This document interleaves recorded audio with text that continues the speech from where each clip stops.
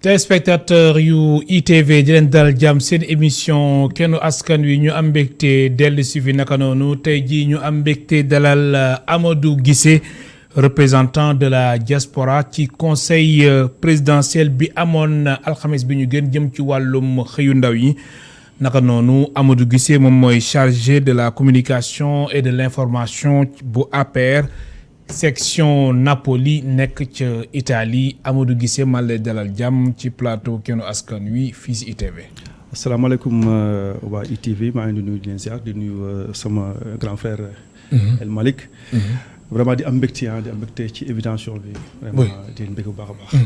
alors Amadou Guissé yow yaa représenté woon diaspora bi yaa doon wax au nom de la diaspora ci conseil présidentiel jëm ci wàllum insertion ak emploi des jeunes alxames bi ñu génn ñaar fukki fan ak ñaar ci weeru avril ca CICAD nekk Diamniadio alors lu tax nga représenté mbir mi nan la demee ba ñu tànn la nga représenté d'abord diaspora bi ndawu diaspora bi di wax seen kàddu.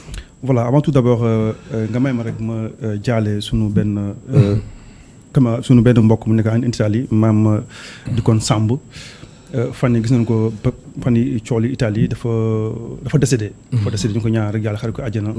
donc mu nekkoon aussi mu amoon coow tuuti foofu. ba Mame Diarra Fam député doon ko bëgg politiquer donc aussi di loolu da nga koy dafa mu suñu mu leer. ndaw si dafa demoon ci benn banque doon retiré xaalis. donc mu dem fa xam naa li mu fa soxla ci xaalis motul ci la am problème ak.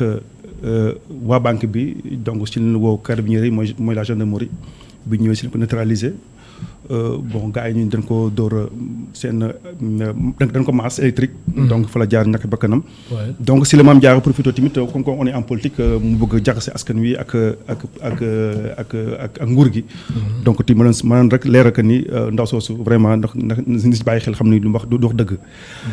waaw bon comme li wax léegi rek bon en tant que jeune de la diaspora nekk en Italie. oui lu tax tànn bi lu tax ñu tànn Amadou Guissé mu wax si turu diaspora.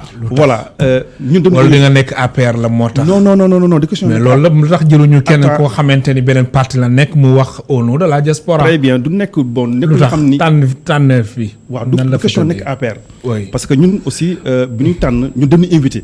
parce que dañ tànn les 14 régions. du Sénégal. aussi ñun aussi ñu nekk aussi 15e région. donc ñun dañuy invité woon.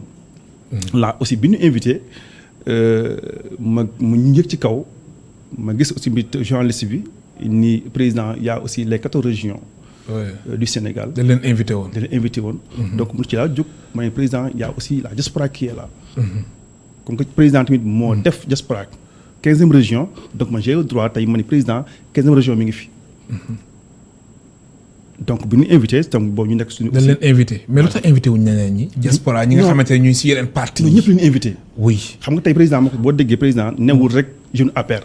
dafa ni la jeunesse de mon pays. donc amul APR amul benn parti. oui ñëpp fa daje. te boo xoolee bu baax a baax ba yaa ngi fa woon. boo xoolee bi journaliste bi joxe parole dafa tànn ay nit. ci kaw tribune bi ku bëgg parole mu la waxal. donc tànnuñu kenn maanaam nekkul waa APR kese. mais alors yow jour boobu Amadou Guissé yow yaa wax au nom donc de la diaspora. alors mais li nga wax si jafe-jafe diaspora bi est-ce que réellement waa diaspora bi loolu ñu ngi ko doon xaar est-ce que waxal nga leen lool ñoom lu ñu doon séntu. ma bàyyi la nga tontu après ma relancer. voilà diaspora comme ni ma wax keroog rek bu dee yaa ngi fi woon. yaa ngi doon déglu am na ay jafe-jafe. oui bien sûr. am na ay jafe-jafe. par exemple tey boo xoolee tey wax naa ko ci foofu noonu kanamu président que ni am na ay jeunes yu bëre ñoo ngi bëgg ñëw investir au Sénégal. mais am nañu moyen sax mais pour bu ñëwee fii amul accompagnement. kenn ñu leen accompagner kenn ñu leen jàppale. béy bi tamit te loolu ñu ngi koy xaar ci président. président de la donc boo xoolee République tamit aussi man laal naa ci côté FAISE nee naa FAISE tey boo xoolee président Macky Sall dafay jël FAISE financer les femmes. mu ne président comme que yaa ngi financer tamit femmes yi aussi tamit da nga créer loo xam ne c'est pour la jeunesse. donc tamit ñun la jeunesse ñoo ngi koy xaar ci président. boo xoolee boo déglu sama discours bu baax a baax xam ni man waxlu ma sama bopp diaspora laay waxal la si jeunes yi laa fa taxul en tant que mën naa wax en tant que député. ba dama taxaw di xeexal aussi la jeunesse de la diaspora moo tax ma ne président fexeel tamit ñi femmes yi amee financement tamit jeunes yi aussi am ko.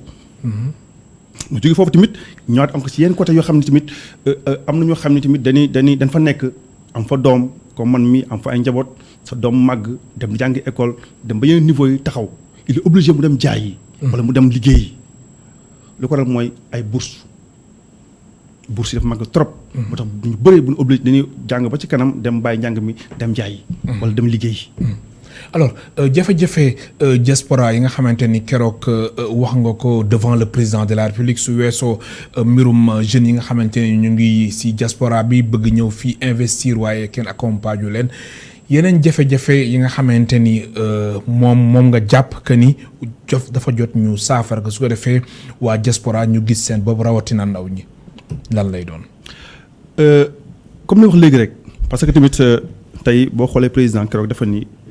dafa woo la jeunesse loo xam ne moo si fi am c'est la première fois tey un président toog ni jeunesse bi ñëw leen wuy si leen ma mu ngeen wax ma seen soxla ma su ma ko mënee ma def ko te aussi yaakaar naa mi ngi ci donc aussi ñu ngi ci gërëm parce que waxuma en tant que politicien. mais président dafa xaar ba ay manifestation am mu soogay woote. attends mais dafa xaar ba ay manifestation am si réew mi. mois de mars mu soogay woote. mais c'est un constat qui est là Amadou Guissé. d'accord mais yow sa gis-gis la. mais loolu moo am c'est un constat. sa gis-gis la mais boo xoolee président ñaata yoon. mais d'accord nga ni que ni lu tax lu précipité conseil présidentiel bi manifestation yi la. mais du si ñàkk xam nga problème du si ñàkk. parce que boo xoolee réew aussi lépp motul à 100%. oui benn pays ci monde bi motul à 100%. tey su ma nee Sénégal dafa dépend 100% damay wax lu ma neex. même en Europe aussi am na problème. fii aussi am na problème mais boo xoolee tamit maam li mu saafara mu ëpp tey li des. ah bon. tey non yoo xam naa. li mu saafara moo ëpp. boo xoolee président Macky Sall. oui ni fi nekk 2012. ba 2021. ñi fi nekkoon 40 ans defuñu ko. mais tey jii si jeunes yi dañuy wax maanaam jeunes yi président de la République ba mu fi toogee ba léegi 2012 est-ce que ñi nga xamante ni ñoo génnoon di manifester am na si ñoo xamante ni frustration am na ñoo xamante ni amuñu xëy amuñu liggéey loolu moo taxoon ñuy manifester. alors est-ce que président de la République mesure yu mu jël fan yi loolu su ko teeloon jël mën nañ bañ a àgg fi ñu àgg. non ñu ko doon jël xëy na dafa des xam nga problème mooy su ma xam nga lu ma d'accord mooy que ni def fi dara. mais président non loolu kenn werante ko président de la République def na fi dara. d'accord président mi ngi doon def. xëy na kenn wax mu dolli. mais xam nga président de la République su demee ba ni si tàng bi mois de mai naa génne 80 milliards. te tamit naa recruter 65 000 jeunes. mais loolu da ko waroon teel def. non mi ngi ci xam nga dama la. non c'est-à-dire Amadou Guissé. xam nga instant yow da nga taxawee peut-être si position politique moo tax ma lay wax mais lu ma la wax lu am la c'est-à-dire président de la République. ba mu defee discours am def annonce bi loolu dafa xaar ba manifestation yi am mu soog kay def ba tax man la loolu moo naka teel a def. d'accord moo nga mais loolu lu am la. moo tax may la sama biir di wax. oui te boo xoolee xëy na loolu mi ngi ci. loolu mi ngi ci parce que bu xoolee tey jeunes yu bëre amuñu xëy te aussi xam nga fii dafa yomb tamit yomb na nga toog sa bundu kër nga ni aw ma xëy. wala gontuma.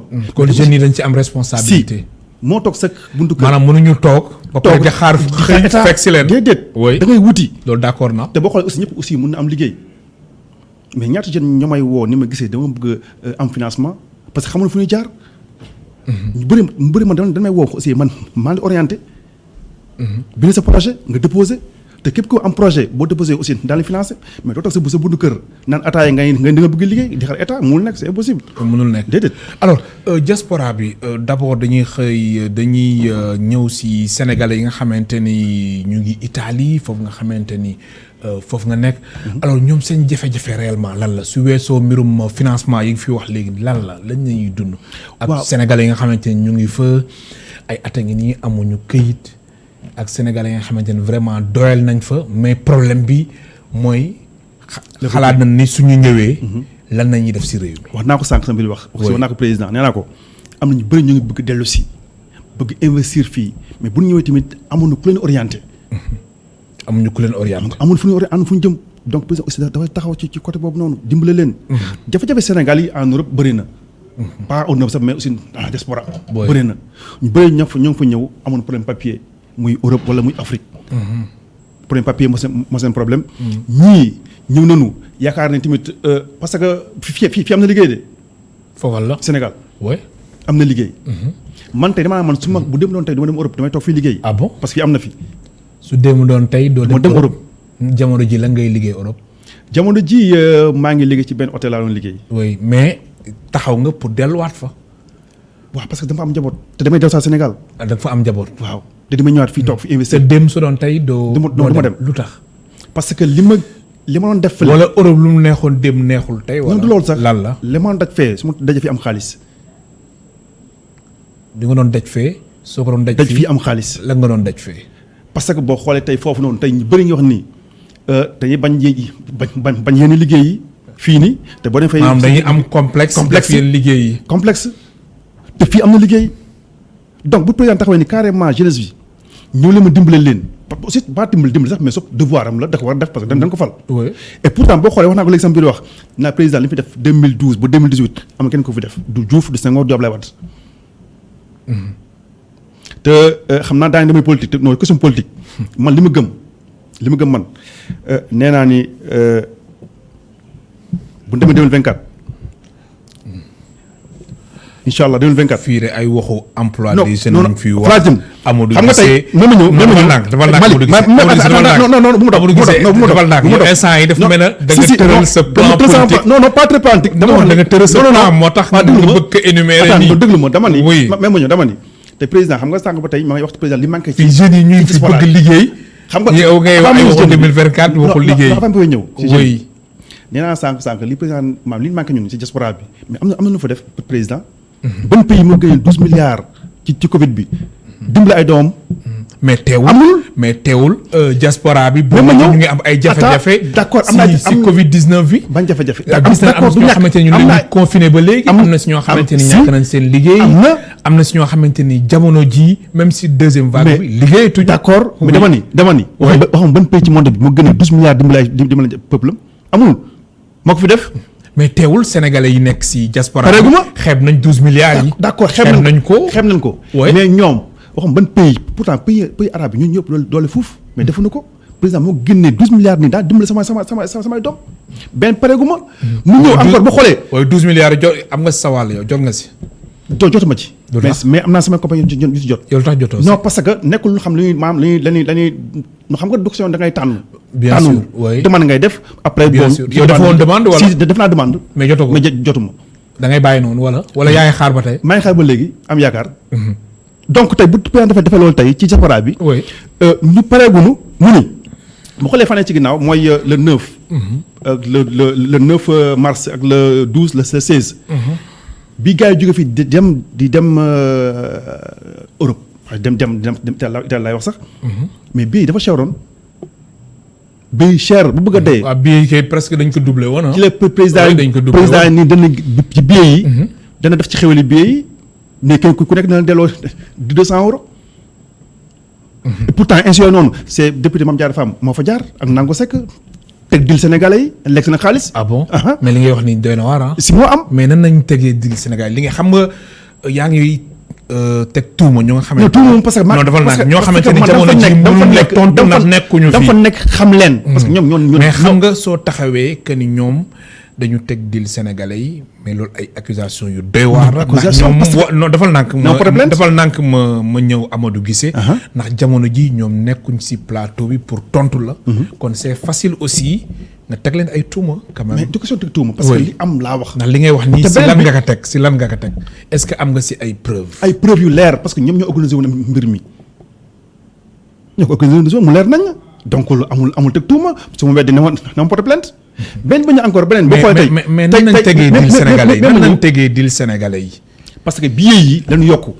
waaye léegi gaa yokk si billet yi nañ ko yokk ba 1000 et quelques euros te jar woon loolu ñoom ñu organisé benn genre association xam nga genre groupe parce que ainsi yooyu am ñoo xam ne nekk na fii bëgg ñibbi xamul fu ñuy jaar. mënuñ ñibbi xamul fu ñuy jaar.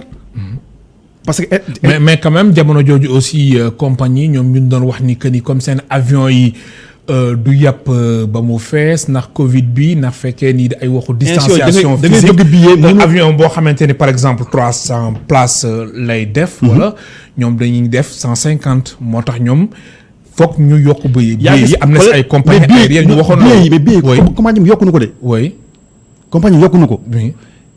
parce que ñoom parce que am na xam ne ñëw fii bëgg ñibbi mun na ñibbi. te xam fu ñuy jaar.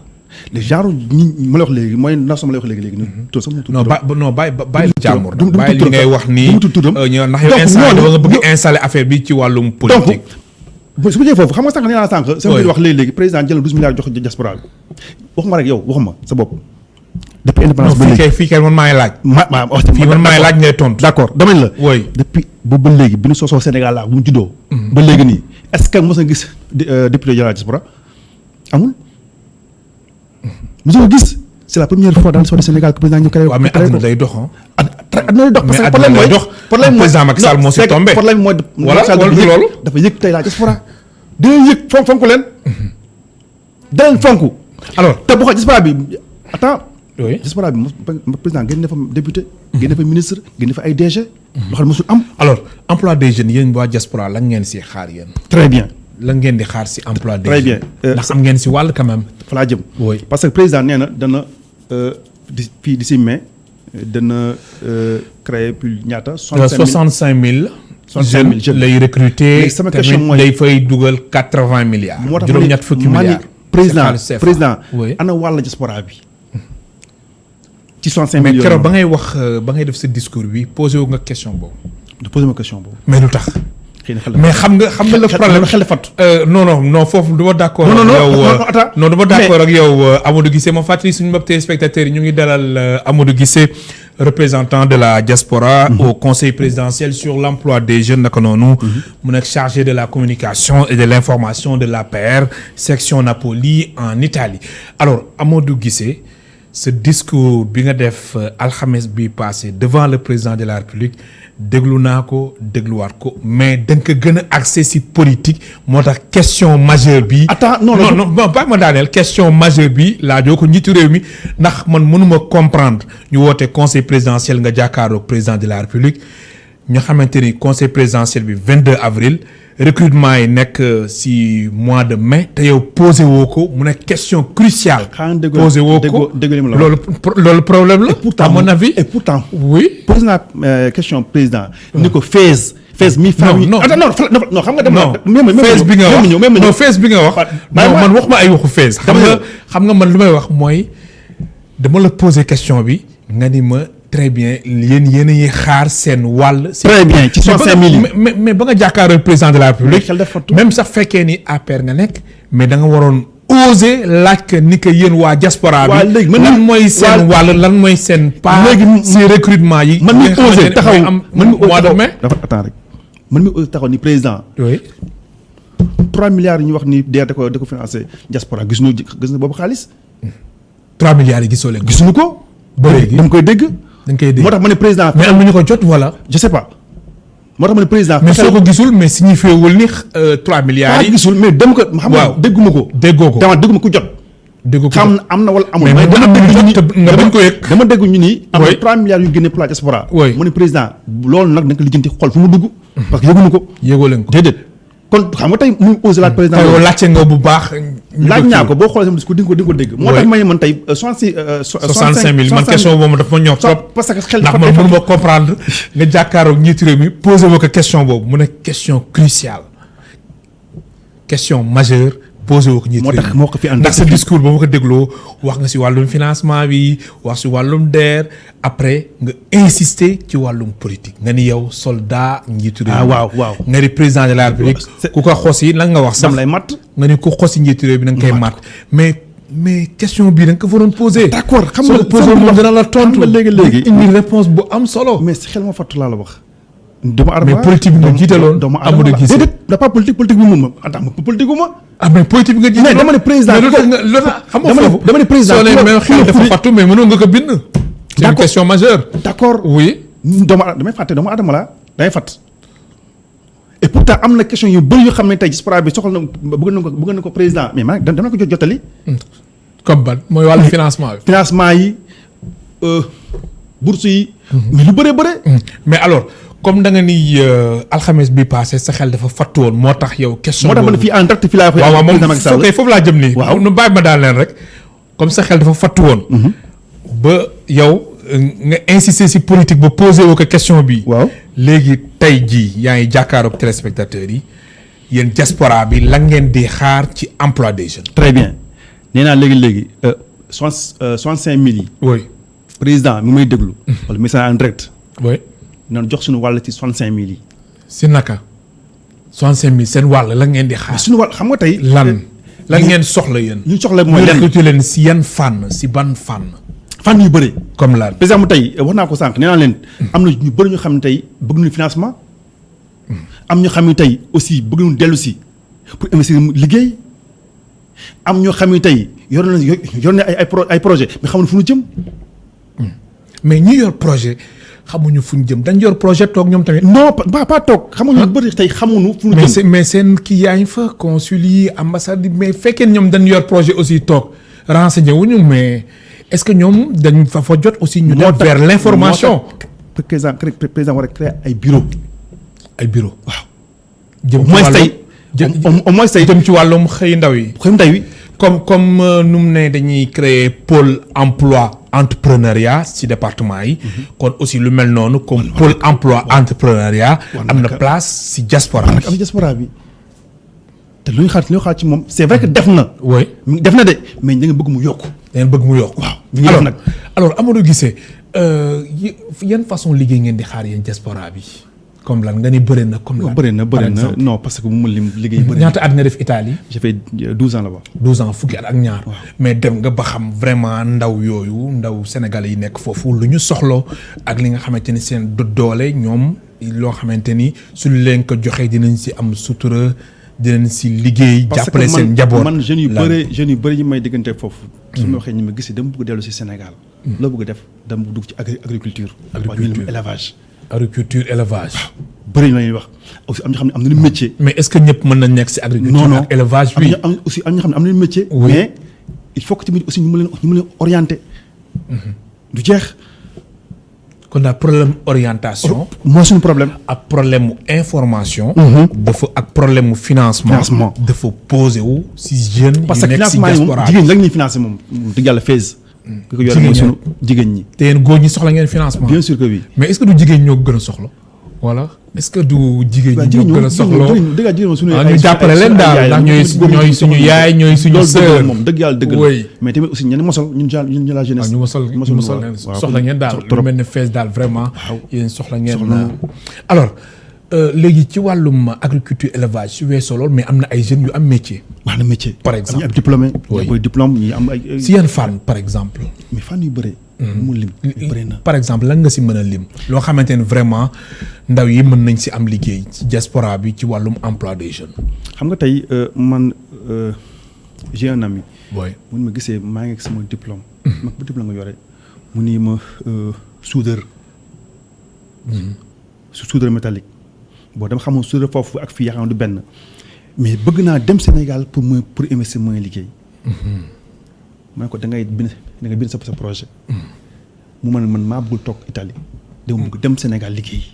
kooku tey bu amoon tey financement wala tey ñu orienté ko tey dañ toog fi liggéey. aussi créer fi emploi. oui alors yow si hôtel ngay liggéey. hôtel laa liggéey. alors hôtel bi mu ngi fonctionné ba tey. mi ngi fonctionné ba tey. léegi da nga ñëwoon vacances Sénégal. non am naa fa 4 ans sama contrat jeex. sa contrat dafa jeex. dafa jeex. renouvelé wuñ ko wala. non. léegi soo delluwaatee Italie lan ngay def Amadou Guissé. dem jaay comme d'habitude. lan ngay jaay. ay comme Modou ñuy jaay rek saako yeeg ñoom seen. parce que moom laa. mais am nga kayit am naa kayit. kon daal yow doo am jafe-jafe. ak policiers yi nga xamante ne dañuy dàqante. ak étranger yi am problème boobu. am problème boobu. alors sa contrat kan la jeex ci période Covid bi wala. non avant Covid ba parce que mi ngi jeex ci. mun naa wax ne sax bon ci campagne 2019. mais su weesoo commerce bi yaa ngi wutaat foofu liggéey. quand même ngir am loo suturo. waaw maa ngi koy wut. alors ñu gis aussi ay sénégalais yu bëri dañ ñàkk seen liggéey si période du Covid bi ñoom jamono ji lan la ñuy def. ñi nga xamante ni xam nga leen nga xamante ni yéen doon nekk. ñu bëre ñu doon daan seen doole. Covid bi ñëw seen entreprise tëj wala Covid bi ñëw ñu wàññi si personnel bi ñoom ñu toog jamono ji lan nañ ñi def jamono. waaw am na ñu bëri yoo xam ne dañu maam liggéeyatuñu ñoo ngi seen kër toog. ñuy seen kër toog. donc xëy na tamit bu fekkee am nga contrat donc entreprise yi aussi mën na la am la mosal.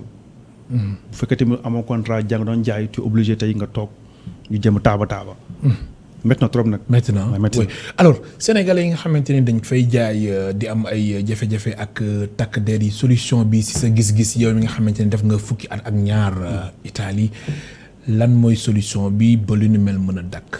non solution ñoom ñuy jaay général mooy ñuy jaay ba du ñu am problème. parce que foofu am na ay marché. oui dëkk mu nekk am na marché boo xam ne bon c'est pour les sénégalais. am nga droit lal fi mais dafa am heure booy lal ak heure booy lal li am ñoo xam aussi dañuy ambulant am na milieu yoo xam ne doo fa ambulant sinon aussi bu la jàppee da ngay nangu say bagage. oui te ñoom xam nañ ko pay di. xam nañ ko mais tu es obligé nga def ko sinon doo coog. ah mais ñu koy tere ñu koy def. waaw nga ni ils sont obligés. lu tax. waaye parce que boo def nooy def. te mënuñ dem si marché bi wala. marché bi non marché bi marché bi moom dañ ko réglementé ba ñoom amuñ fa accès. comme man tey doo mën a lal je suis obligé may def may wundeelu. ngay wundeelu di moytu policiers yi moo di policiers yi.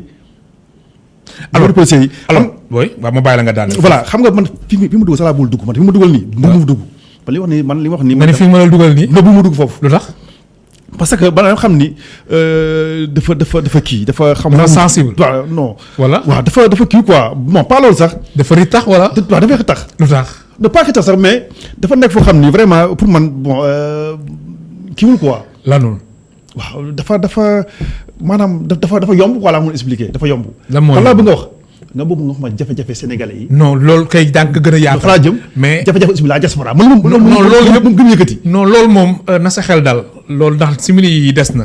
mais question bii nii lu tax nga ni dafa sensible nga bëgg ka ndaw. non pas sensible dama xam ni bon dañu maanaam damay tardel rek du question boo xam ni vraiment. daf lay tardel. waaw du question boo xam ni.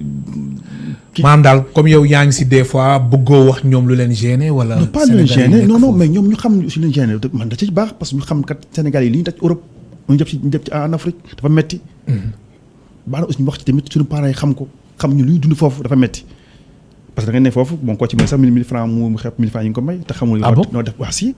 te xamul sax yow ni nga def ba daj ko ba am. ba am 1000 francs yi 1000 francs yi te soo ko joxee 1000 francs yi. dafay xeeb alors beneen seetlu bi moom mooy am na ay sénégalais yu bëri yi nga xamante ni. këyit ngir ñu am këyit si dëkk tubaab bi. jafe-jafe dëgg la. alors loolu tamit lu siy saafara. yow mi nga xamante ni vraiment dem nga ba macha allah yaa ngi sant yàlla am nga sa këyit def nga fa 12 ans. mbirum këyit mu nekk beneen jafe-jafe. waaw këyit jafe-jafe la foofu. jafe-jafe lu tax parce que tamit boo xoolee xamul yéen dëkk yi mais maa xam Italie laa xam. Italie may na këyit 2012 mais 2000. 2009 2012. parce que doom dañuy xëy rek toog benn kii rek may këyit. mais aussi boo nekk te amul këyit dafa métti ci yow. doo mun liggéey yenn liggéey bëri doo ko mën.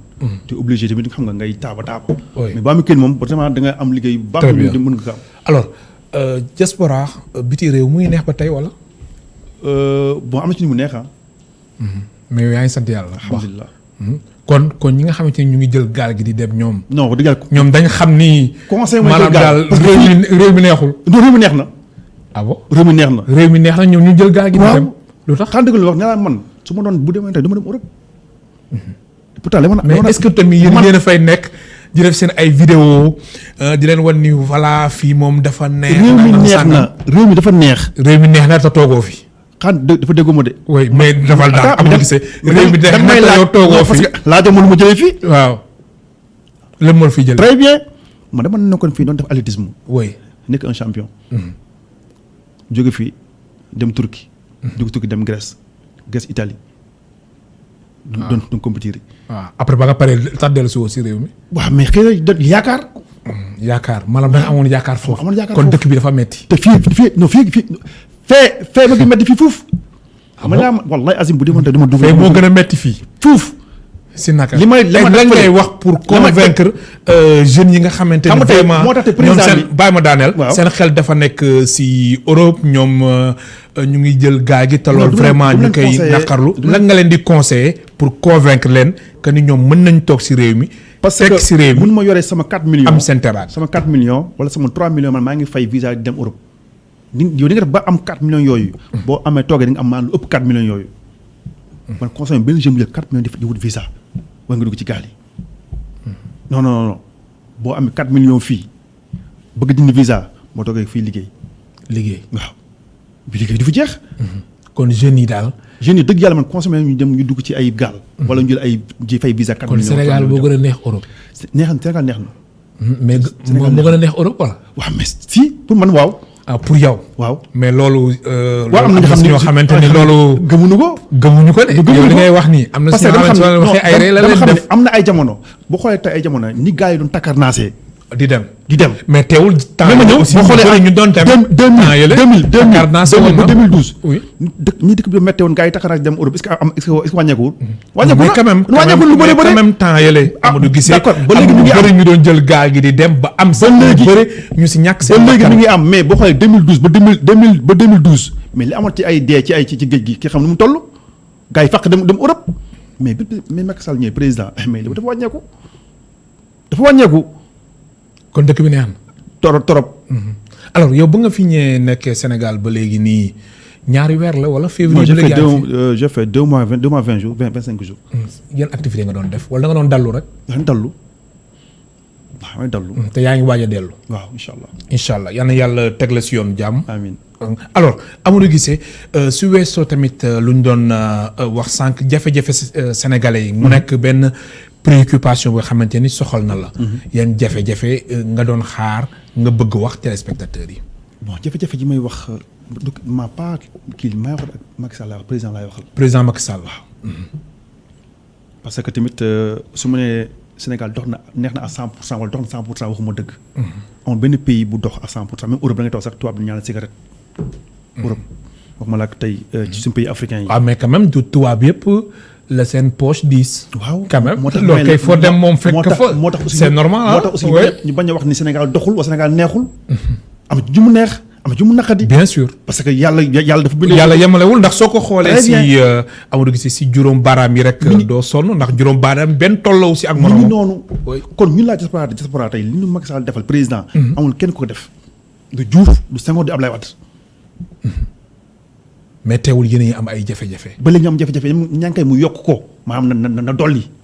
na nga dolli. mais quand même nag je pense Amadou Guissé da nga waroon jël sa courage jafe-jafe yi nga énumérer que benn wax ko xam njiitu nga réew sama mi courage wax naa ko wax naa ko sama. ndax keroog xam naa ni moom vraiment politique bi non amul qu'est-ce qu'il y a dafa am lan ngay séntu si njiitu réew mi lu tax keroog nga insister si politique bi dafa am loo bëgg président fan la politique. non dafa am loo bëgg président Macky Sall jox la ko moo tax keroog question yi yëpp nga waxoo jox ko ma woon wala ko da nga ne joxal la ko président mooy may ànd ak président mënul folli. mais maanaam conviction moo tax ànd ak président mais quand même te bu ñu ma ko défendre. mais yaa ngi xaar quand même président de la République jox la waxaan dëgg la wax. dama ne la benn affaire benn ndombo tànk daal déggoo ma de. oui dama ne la bu doon xaar kese la ba may ànd ak moom mais Abdoulaye Wade mi ngi ci nguur gi. ban at nga àndal président Macky Sall depuis 2009 ñoo ngi ci parti bi di ko jàppale. te mënul folli.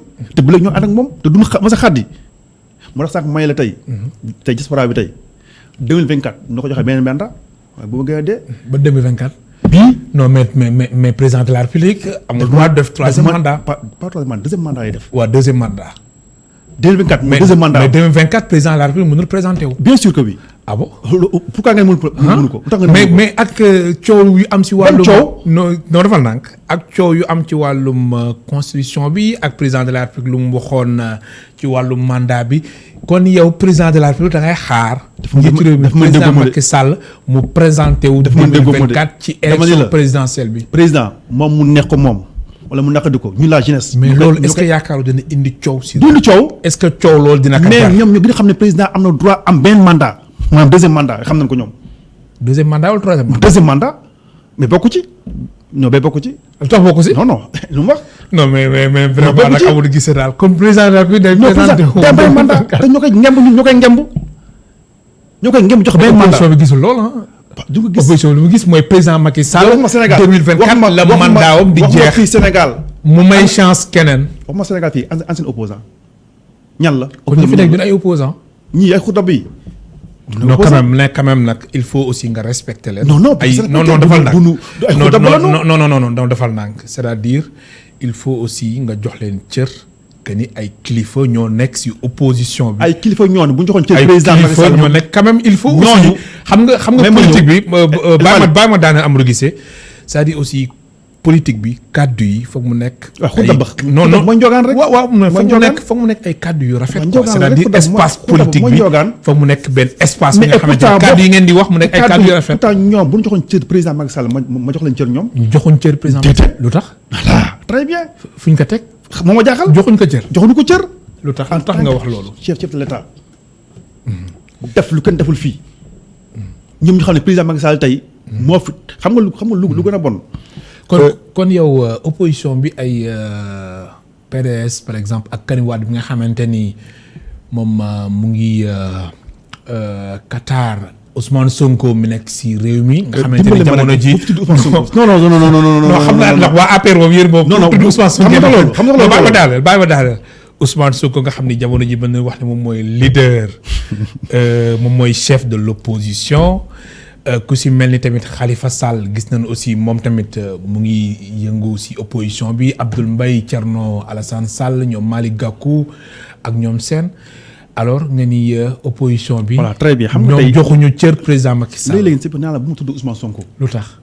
xam nga tey lu tax duñ ko tudd mais nit la kilifa la. d'accord nit kilifa non du kilifa du kilifa de. lu tax du kilifa. très bien bu doon kilifa du def li mu def bu doon kilifa dooy dun la jiñ li la jiñ. non mais quand même lu tax nga ni du kilifa. kilifa xam nga tey boo xam ne kilifa la am ñu topp sa ginnaaw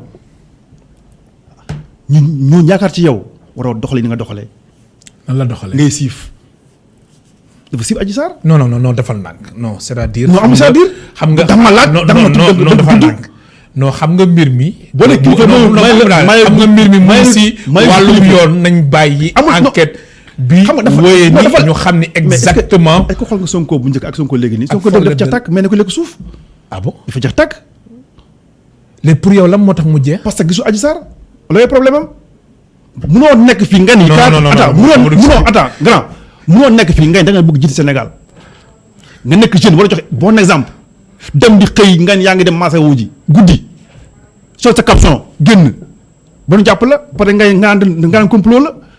est-ce que bu muy dem Macky Sall moo ne ko demal seeti Adji Sarr déedéet moo def boo dem seeti Adji Sarr. abe moom nee na politique moo laxasu si mbir mi. si ndigi metti nee na mbigam day metti pourquoi jabaram bàyyi ñaari jeeg pourquoi jeeg mënu ko commencé mu seeti xale bu ndaw 20 ans xam ne ma ne xale bi plus de 22 ans 23 ans. mais coow li yëpp nu mu bëree woon ak manifestation yi fi amoon fan yi passé est-ce que duñ bàyyi yoon. non il faut que yoon def liggéeyam parce que tamit yoon du fi leeral exactement du fi nekk Sonko du fi nekk tey Sonko du fi nekk tey wala jeunesse.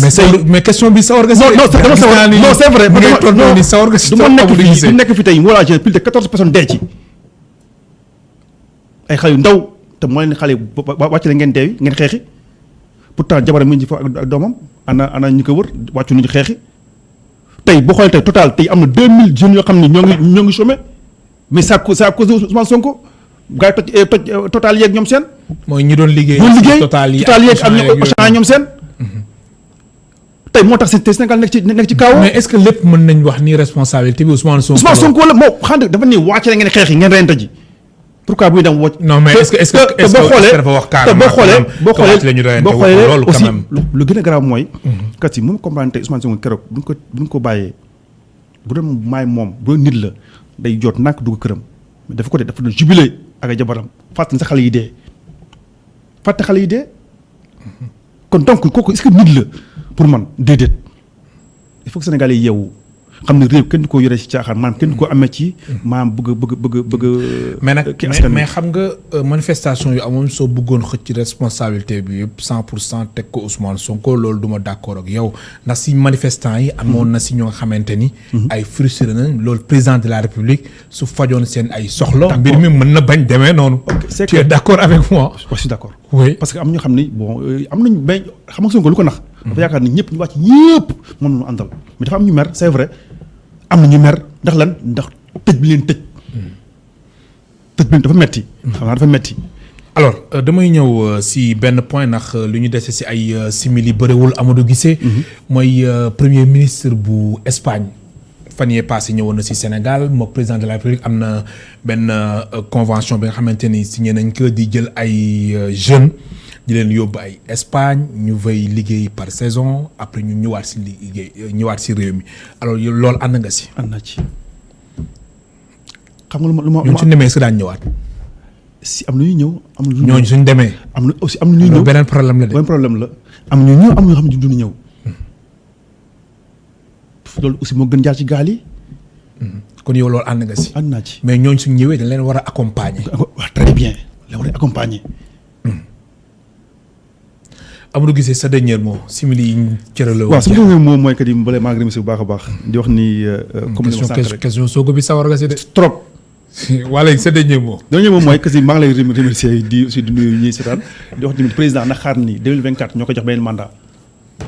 mais Amadou Guissé ba non non dama gëm ni non bàyyi politique bi dama gëm wax de dernier mot dama gëm nekk fii naan Macky Sall war a présenté wu mooy dafa day am parce que Sénégal ku fi nekkee neew fi ku dul moom mais def na 2 mandats 2024 bu deux mandats non bu leen fi indi problème benn mooy bii mooy premier mandat mais président Macky Sall wax la lool de 2024 hein est-ce que du jox keneen maanaam keneen présenté wala APR yéen ngeen xool seen biir kan lay jox mais su weesoo Macky Sall amoo leen keneen koo leen mën a teg moo bi gisuma ko si APR gisuma ko ak ponkal yu fa nekk yëpp kàngam yu fa nekk kan ak kan mais am na ay kàngam yu nekk APR kan ak kan mais du ma la wax ay tur mais am na ay kàngam da nga bëgg wax ni su weesoo Macky Sall amul kenn koo xamante ni mu toll ni laa doy na la mu toll nii mu jiite réew doy ma ku président Macky Sall